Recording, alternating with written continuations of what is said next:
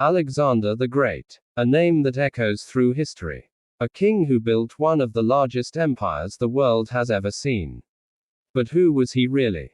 A genius strategist? A ruthless conqueror? Or something even greater? From Greece to India, his empire stretched across continents.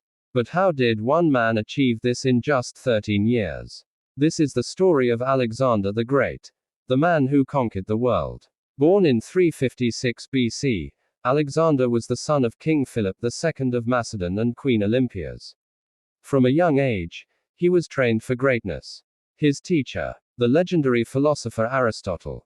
Under Aristotle, Alexander studied philosophy, science, and strategy.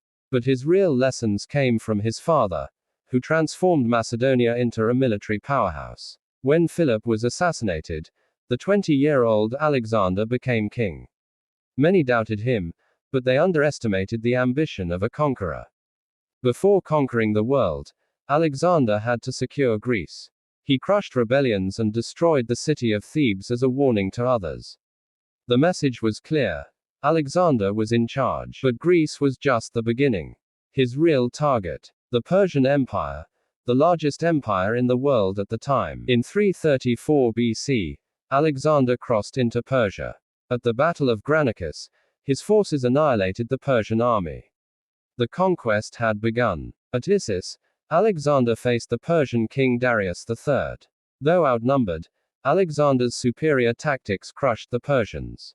Darius fled the battlefield, leaving his family behind. Next, Alexander set his sights on Tyre, a heavily fortified island city.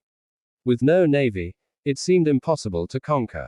But Alexander, he built a massive bridge across the sea and took Tyre after 7 months of brutal siege. This was the ultimate showdown.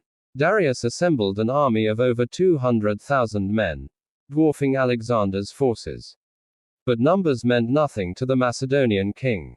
With brilliant tactics, Alexander broke through enemy lines and once again, Darius fled. With this victory, the Persian Empire was no more. Alexander was now the ruler of the known world. But Alexander wasn't done. He marched into India, facing fierce resistance from King Porus at the Battle of the Hydaspes, 326 BC. For the first time, Alexander faced war elephants, massive beasts that trampled his men.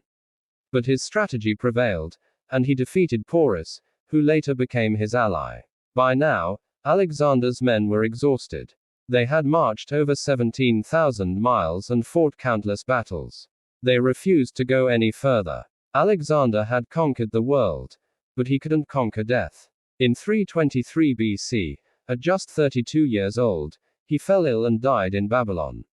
His final words, when asked who should rule his empire, he simply said, "To the strongest." With no heir, his generals divided the empire. The dream of a united world was lost, but his legend lived on. Alexander the Great was more than just a conqueror.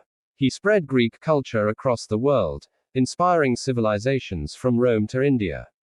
His tactics are still studied in military academies today. Napoleon, Julius Caesar, Hannibal, they all looked up to Alexander the Great, the man who became a god in the eyes of history.